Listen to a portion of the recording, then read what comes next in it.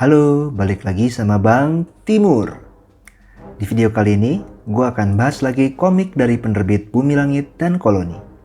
Bisa dibilang, komik ini adalah referensi penting buat kalian yang mau paham lebih jauh tentang kisah di jagat revolusi Bumi Langit. Yes, hari ini kita bakal bahas komik Jaga Bumi volume 1 Legenda dan volume 2 Siluman.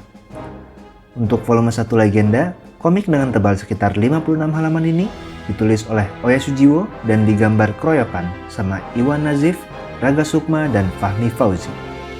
Sedangkan volume 2 Siluman yang tebalnya 55 halaman ini ditulis sama Fajar Natsutomo dan digambar kembali oleh Raga Sukma dan Fahmi Fauzi, dibantu tata letaknya oleh Erwin Arya. Di video ini, gue akan share 5 fakta penting dari komik full color Jaga Bumi nomor 1 dan 2 berdasarkan urutan kemunculannya dari buku pertama. Gue ingetin juga kalau video ini sifatnya full spoiler, so buat yang mau baca komiknya dulu, silahkan. Tapi abisannya jangan lupa ya nonton channel Bang Timur. Nah, biar gue makin semangat bikin konten serupa, please comment, like, subscribe, dan share video ini ya. Oke, jadi di bagian awal Jaga Bumi Legenda, kita dikasih tahu keberadaan 3 kerajaan besar di Sundalandia 15.000 tahun sebelum Masehi setelah letusan Gunung Toba. Ada kerajaan Wiba yang maju dalam pengetahuan dan teknologi, lalu kerajaan Rawaya yang memiliki tradisi spiritual tinggi, dan kerajaan Godam dengan kekuatan militernya. Ketiganya selalu bersaing hingga datanglah Maza si penakluk sebagai raja dari ketiganya, dibantu oleh Sri Asih dari Rawaya sebagai pandita atau pemuka spiritual utama menjaga perdamaian ketiga kerajaan dengan bantuan pusaka Jaga Bumi. Namun, di akhir zaman es, 5.000 tahun sebelum Masehi, ketiganya runtuh di telan lautan dan menyisakan Sri Asih seorang. Di sini, kita ceritakan era legenda, asal mula kemunculan Sri Asih, Maza, teknologi Aquanus, hingga kesaktian Godam, yang ternyata udah berabad-abad hadir di muka bumi ini. Ingat ya, kronologi ini hanya berlaku di jagat revolusi, bukan jagat pusaka, jadi beda dengan dunianya Gundala Joko Anwar ataupun Gundala karya Pak Hasmi di tahun 70-an. Masih di Jaga Bumi nomor 1 Legenda, kita langsung masuk ke masa modern di mana runtuhan kota kerajaan Wiba yang tenggelam ditemukan. Secara nggak sengaja, orang-orang nemuin Stulos, si bocah Atlantis yang diawetkan dalam mesin cryogenik pendingin. Didorong keinginannya untuk membangkitkan kembali kerajaan Wiba, Stulos beserta armadanya maju untuk menghancurkan ibu kota.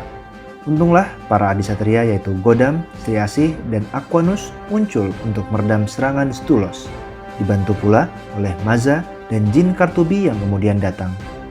Walaupun belum dijelaskan apakah akhirnya Stulos bisa dihentikan, bahkan di volume 2-nya, namun kisah ini mengingatkan kembali pada kemunculan pertama bocah Atlantis di komik Godam Jagat Pusaka di mana mereka harus melawan kecerdasan Stulos yang bangun dari tidur panjang.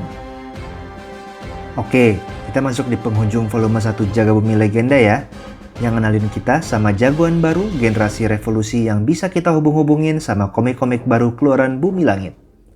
Ada Ola, si anak yatim piatu tunanetra yang kemampuannya ngingetin kita sama ilmu silat si buta dari gua hantu. Lalu ada Danus Junior, putra dari Aquanus yang aksinya juga udah bisa lo lihat di komik Aquanus Sang Penguasa Lautan. Ada juga Imaji, seniman urban penerus gelar Maza, pengendali Kartubi yang juga punya komiknya sendiri, Maza Prince of Green. Lalu ada Rengganis, si aktivis lingkungan muda yang rasanya menjadi penerus Sri Asih. Lalu terakhir yang kalian udah pada kenal juga adalah Riani yang muncul di komik Virgo and the Sparklings. Mereka semua dibimbing oleh para jagoan senior seperti Kanigara, Mandala, dan juga Ganendra yang merupakan anggota perguruan Elang Putih. Akan seperti apa ya kisah berikutnya dari generasi baru ini? Kita tunggu aja gebrakan dari Bumi Langit. Nah, kita mulai masuk ke volume 2 Jaga Bumi Siluman nih, yang menurut gua lebih fokus ke era legenda, terutama mengupas perseteruan yang terjadi antara 3 kerajaan Sundalandia. Kayaknya juga sih, ini kejadiannya sebelum Maza Sang Penakluk muncul ya. Jadi, ternyata di bawah permukaan Sundalandia tersimpan kristal purba Amaratia yang merupakan material penghantar energi yang baik dan menjadi kristal dalam ritual kerajaan Rawaya serta pendorong perkembangan teknologi kerajaan Wiba. Walaupun Secara individu, ada beberapa orang-orang yang tidak setuju dengan pertikaian ini. Di antaranya Zitu, adik Stulos dari Wiba, dan Gada, sang panglima kerajaan Godam, serta tentunya Sri Asih. Perseteruan akan sumber daya ini sebenarnya jadi alasan pertikaian yang terus terjadi, bahkan di dunia nyata. Di sini, kita disuguhin pula peperangan dahsyat antara keduanya yang menurut gua ala-ala perang kolosal di Lords of the Rings gitu. Tapi ternyata ada sedikit misteri nih dari perseteruan dua kerajaan ini. Dalam beberapa panel, kita ditunjukin sosok misterius yang sepertinya mengendalikan orang-orang di dua kerajaan yang bertikai. Kalau diperhatiin, judul komik nomor 2 ini kan siluman ya. Apakah sosok misterius ini adalah siluman yang dimaksud? Sosok yang berwujud laki-laki misterius ini juga terkadang muncul sebagai kadal berekor api. Mana yang merupakan wujud aslinya? Kita belum tahu juga di volume 2 ini. Tapi yang jelas, siluman ini membantu bangsa Godam untuk kemudian menemukan kristal Amaratia yang dilindungi bangsa Wiba. Dia juga muncul saat Raja Kerajaan Godam memutuskan untuk membuat perhitungan yang memantik perseteruan dengan Kerajaan Wiba. Jadi, siapa sih sebenarnya sosok ini? Kayaknya kita nggak bakalan tahu sebelum volume Jaga Bumi berikutnya muncul. Udah nggak sabar nih. Jadi, kalau kalian nanya gimana kesan gue terhadap komik Jaga Bumi, walaupun dari sisi cerita lebih terlihat seperti fragmen kisah-kisah dari berbagai era, nggak bisa dipungkiri kalau informasi yang ada dalam dua volume awal ini sangat krusial untuk cerita besar jagat revolusi Bumi Langit. Dengan gambarnya yang lumayan keren, terutama di nomor 1 yang melibatkan Mas Iwan Nazif, komik ini bikin gue penasaran untuk nungguin volume berikutnya dan menurut gue bisa dibilang cukup sukses membangun antisipasi pembaca. Oke, mungkin itu dulu dari gue ya. Jangan lupa untuk tetap baca dan dukung terus komik Indonesia yang pastinya nggak kalah seru sama komik internasional ya. Sampai ketemu di video berikutnya. Cus!